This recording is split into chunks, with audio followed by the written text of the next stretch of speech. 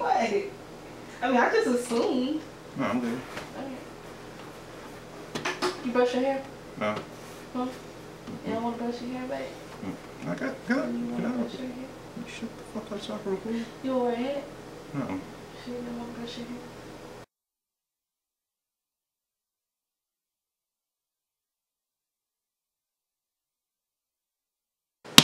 What's going on, y'all? It's your man Mike Titan, the gaming savant, and welcome to another review. Today we playing basketball, virtual basketball that is, with NBA 2K16.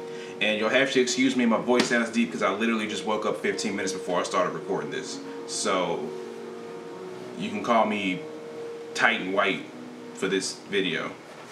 Dude, this year NBA 2K16 looks to improve on NBA 2K15, the predecessors before. Now, for y'all that have been following my channel for a while, you know I was heavy into NBA 2K when 13 came out, and then I stopped playing 14 and 15 because I hated the gameplay and the input lag. Does this year's game improve on that? Will Pro-Am actually work? Will Spike Lee actually make a decent video game story-driven mode? Let's find out in the review. You know, you want to get on Instagram, on Facebook, on Twitter, on Tinder, trying to chase these thirsty tens? Yeah, use my name as a coupon. Reel them all in. Hey, sweet thing. Hey, sweetie pie. Hey, shawty, you know I'm a FOF, a friend of Freq. And then when they husbands and boyfriends start coming after you and you want to play the macho man role, start throwing hands, scrapping and fighting, who's the one that has to bail you out of jail? Huh? Who's the one that has to pay these lawyers in six-figure settlements, huh? Me! Not you. Oh no, not you, Vic.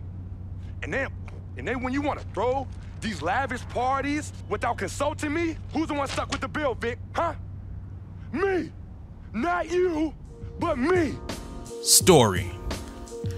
For the past few years, 2K has heavily focused on its RPG-esque mode, My Career. For this year's game, they've called on the help of famed filmmaker Spike Lee to help create a story for their mode. You pretty much play as Frequency Vibrations, a young kid from Harlem who tries to make it in the NBA. You're accompanied by your twin sister Cece, best friend Vic, and your mom and dad.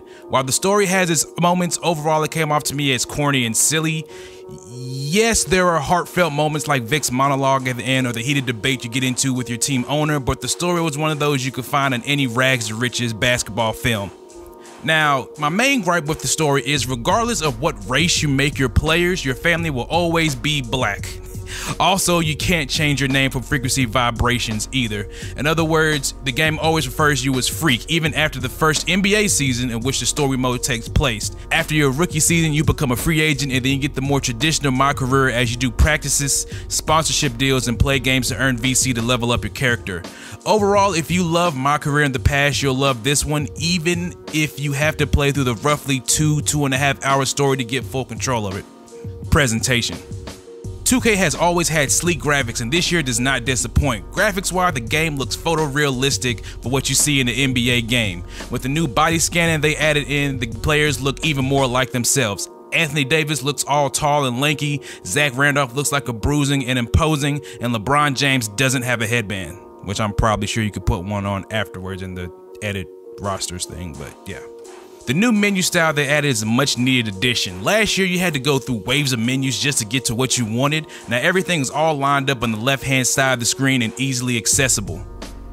The music in this game to me is okay. I've never really been a fan of the music selection in 2K, except for the year they let Pharrell choose it. To me, it's just a mix of old and new mainstream music, which isn't really my taste, but may be for some. The pre and post game shows return from last year now with Shaq, Kenny, and Ernie Sims. While it's cool to have them break down the games, their character models just seem a little off to me. Only Ernie looks at the camera. Shaq and Kenny never look at the camera. It's like they're always looking off in a distance, and they're always doing something like rubbing their hands or coughing. I guess they were trying to go for realism, but to me it just seems off and like creepy, like you're looking at animatronics or something. Gameplay. Every year 2K always changes the buttons in the game for some reason. This year it seems a bit more better than the past year's iterations. Now there are 3 pass buttons, one for regular pass, one for lob pass, and another one for bounce pass. Animations feel so much more fluid this year and not canned. It was my biggest gripe in last year's game on how much input delay there was online and offline games. While there still is some in this year's game, it's nowhere near as bad as it was in previous games. This year's game actually feel like I can play online and not like have my people do some stuff like 3 seconds after I push a button. Play calling has also been changed this year. Now you use the right stick to call plays instead of the D-pad. At first it felt awkward, but it came more natural having to use the D-pad. Usually when you would use the D-pad in past year's games, you would have to like move a finger over to the D-pad on the left and then choose a play. Now you just bring up the play calling menu, use the left and right bumpers, then you can just flick the right stick in any direction to call a play, which is a lot more better in my opinion. The pick and roll button is now the left bumper or the R1 button, and I wish that it wasn't. It is awkward as hell to call a pick and roll, and most of the time when you do call a pick and roll, they don't even go to the right person. Like say if there are 2 defenders by me, I caught this one instance where I called a pick and roll and he went to the other defender that was like 5 feet away from me on my left hand side. So I don't know, the pick and roll to me doesn't even seem to work this year. Overall, if you're a fan of 2K gameplay in the past, you will be, even with the slight tweaks this year. To newcomers in the 2K series, there will be a semi-steep learning curve. There are the basic controls you can do to pull off like shooting, passing, and dribbling, but to pull off some of the more advanced maneuvers in the game, you're gonna need practice. Yes, I'm talking about practice. Not a game, practice in a video game. References. Likes. The story for my career, for all its corniness and stereotypicalness, which there is a lot of them, is actually a pretty nice addition to the game. I won't be playing it multiple times since I already know what's going to happen, but playing through my first time, I liked it and it kept me engaged. The responsive gameplay is the biggest like of my game now. It honestly makes me love the game more just because when I want to do something, it actually feels like I'm doing it and the game's not taking control away from me like it did in past years, which is a big reason why I kind of fell off 2K after 2K13. So kudos to this game for getting the input delay right, you know, not having that much lag online whenever games do work, because it does work for me. Dislikes. Most of my dislikes are small things that I personally feel detracted from the game experience for me. For instance, why in the hell can you not change your name from Frequency Vibrations even after your first NBA season?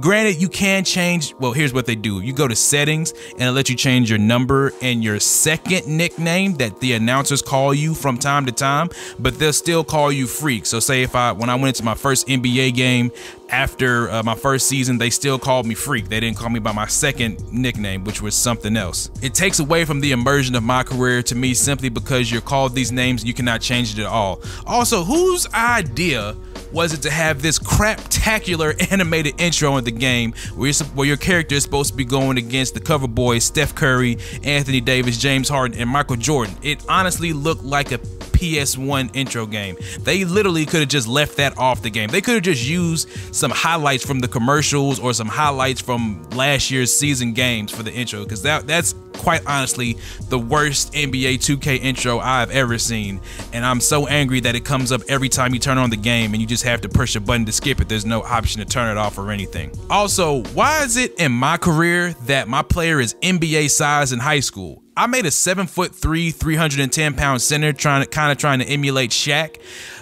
So I towered over my teammates and my opponents at least by 1.5 to 2 feet. It would have been nice if they would have had a nice growth mechanic, like starting off tall and lanky in high school, and then as I move up to college and the NBA, fully develop out my body type that I selected. That would have been really nice to see, but it's just, it kind of makes it laughable when you're 7 foot, 310 pounds in high school and you literally can just stand under the basket and just dunk on everybody every time you come down the court, because that's literally what I did in my high school years in my career. And finally, the age-old evilness that is called microtransactions. Now, these aren't as bad as they've been in the past. My GM NBA 2K14, I'm looking at you. But they're still in the game. My main gripe with them is for my player and my park. Now, I didn't really mess with my park last year because I didn't really play the game that much. This year, I'm enjoying playing my park with my friends, but you literally have to have VC to do change anything on your person in my park. Want to buy new clothes? VC. Want to change your shoes? VC. Want to change your jump shot? VC. Want to change your headband? VC. Want to change your headband color? VC. And it's retarded. I'm sorry, it's just stupid. I've never liked microtransactions. It used to be a big thing in my team where you could just buy your teams. Now you can't do that. You can still buy VC for packs, but you can't use it to buy actual players, which I like. I wish they would take that same approach into other things. Like, why can't we get skill points to use instead of VC? Kind of like how Live does. They give you skill points to boost up your skills, and they give you RP points to buy stuff for your player. Why can't we do that in 2K? I would love to see like skill points, like I get X amount of skill points a game or X amount of skill points for playing my park, and then I can use those in turn to go buy stuff. And then also I would love to be able to unlock stuff as you level up in my park. So you know, you got your different tiers, your all pros, rookies, legends, stuff like that. They do have stuff you can unlock, but you got to pay VC for it. So that's my whole thing, man. It's just get rid of VC. I mean, nobody likes it. It's a necessary evil. I understand it's making you a lot of money, but it's also hurting your game in the long run, because when people stop paying for VC, which who knows if that's going to happen or not, you know, it's going to detract from your game a lot. And yeah, that's my rant on VC. So yeah, I would say overall 2K16, in my opinion, as a former NBA 2K fan, is a great step forward from the past couple of years. The gameplay is very fluid. The graphics look amazing. The new modes are pretty cool. My quips, like I said, is the crappy animated intro, how you don't really have as much customization as you had past years in your my career mode, and also Pro-Am mode does not work. I know I didn't mention it in my review because it wasn't working at the time, so I didn't mention it. I tried playing it a couple of days ago and it still doesn't work, and that was one of the big things they were touting about this game. Is like, hey, you can play Pro-Am, it's the new age crew mode, and the damn thing doesn't even work. So, you know, I have to knock points off of that. But overall, as a video game player and a basketball fan, I would say this is a very good rendition of how NBA basketball is played. And on my rating scales, I give it 4 Titans out of 5. I would have gave it a 5 if the My Career mode was a little more personable and if Pro-Am mode actually worked. But if you're a basketball fan, a 2K fan, you buy this yearly. If you're somebody who's just looking for a good simulation of NBA basketball, then go ahead and buy this and try it out. I would recommend buying it full price. And then on my triple B rating of buy, burn, or borrow, we're gonna go ahead and buy this full price. Or if you want, you can wait till Black Friday, that's coming up next month in November, or wait till Christmas, which is 2 months away in December, and buy it probably $20 cheaper. But go ahead and buy this game. Well, thank you guys for watching. Please make sure to like, comment, subscribe, and I will catch you on my next review and or video. I'm out this piece. Go. Shit. Why do you like close your eyes for like